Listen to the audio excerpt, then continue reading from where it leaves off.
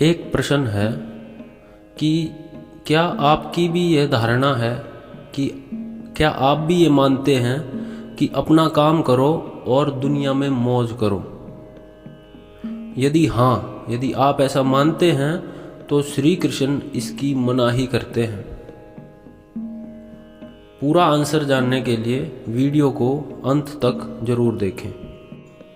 इस श्लोक में श्री कृष्ण अर्जुन को कहते हैं, हे प्रिय अर्जुन, जो मानव अपने जीवन में वेदों द्वारा स्थापित यज्ञ चक्र का पालन नहीं करता है, वह पाप से भरा हुआ जीवन जीता है। ऐसा व्यक्ति केवल मन व अपनी इंद्रियों की तृप्ति और तुष्टि के लिए ही व्यर्थ में अपना जीवन नष्ट कर देता है। कृष्ण समझाते हुए कहते हैं, इस जगत में आम धारणा है, आम मान्यता है कि कठोर परिश्रम करना चाहिए और बचे हुए समय में इस संसार का भरपूर आनंद लेना चाहिए। परंतु श्री कृष्ण ने इस विचारधारा को नहीं माना। श्री कृष्ण के अनुसार जो भी व्यक्ति, जो भी लोग जीवन में इंद्रियों की तृप्ति का आनंद लेकर इस संसार को भोगना चाहते हैं, उन्हें यज्ञ चक्र का पालन करना चाहिए। जो भी व्यक्ति इन विधि विधानों का पालन नहीं करता है, जो भी व्यक्ति केवल इंद्रिय तृप्ति का आनंद लेकर संसार को भोग रहा है, उसका जीवन संकटपूर्ण रहता है। वह व्यक्ति हमेशा मुसीबतों से घिरा रहता है। इसलिए केवल कठोर परिश्रम करना और इस संसार का आनंद लेना सूत्र तो बेशक सही है, किंतु इस संसार का आनंद ले नहीं पाता है, क्योंकि वह मनुष्य मुसीबतों से घिरा रहता है। कृष्ण आगे समझाते हैं कि भगवान के आदेश पर हमें यह शरीर स्वयं का साक्षात्कार करके अपने भीतर बैठे ईश्वर को जानने के लिए प्राप्त हुआ है। इस संसार में रहते हुए हम लोग श्री कृष्ण द्वारा समझाए गए कर्म योग, भक्ति योग या फिर ज्ञान योग के माध्यम से इनका प्रयोग करके आत्म साक्षात्कार कर सकते हैं, यानी कि स्वयं को जान सकते हैं, अपनी शक्तियों को पहचान सकते हैं।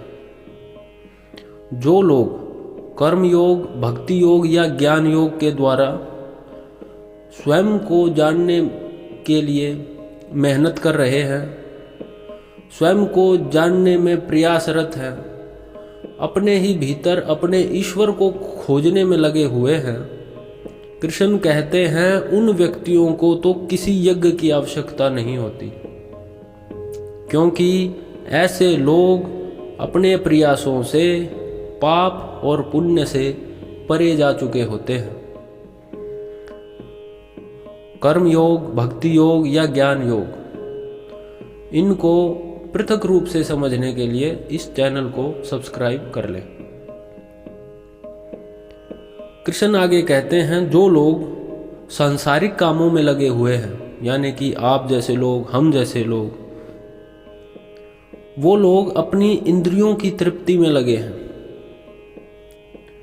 ऐसे लोगों को वेदों में लिखे नियमों के अनुसार यज्ञ जरूर करना चाहिए। इन लोगों को यज्ञों के माध्यम से शुद्धिकरण की आवश्यकता होती है। श्री कृष्ण के अनुसार जो लोग अपने भीतर ही ईश्वर की खोज में नहीं हैं, वो निश्चय ही विषयों में लगे हुए हैं।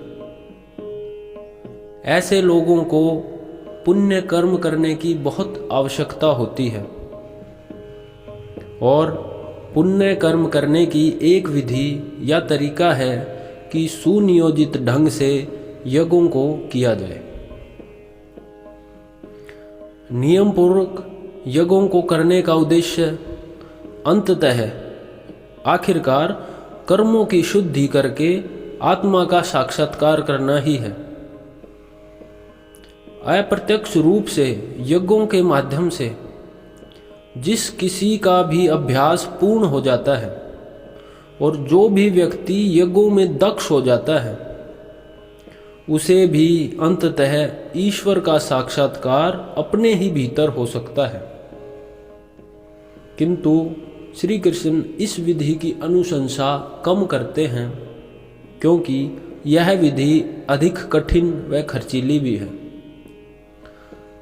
किसी भी मनुष्य की यज्ञों में की गई छोटी सी गलती उसे वापस उसी स्थान पर लेकर आ जाती है जहां से उसने आरंभ किया था।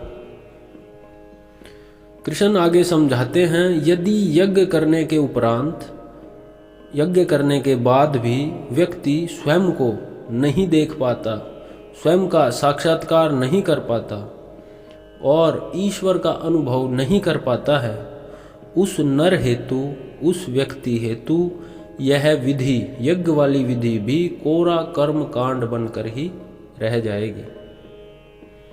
इसलिए श्री कृष्ण के अनुसार यदि आपको संसार का आनंद लेना है, संपूर्ण आनंद में अपना जीवन व्यतीत करना है, तो मेहनत करो और उसके साथ साथ भक्ति योग, कर्म योग, ज्ञान योग या फिर यज्ञों के माध्यम से स्वयं को शुद्ध करते रहना होगा, अन्यथा संकट समाप्त नहीं हो सकता।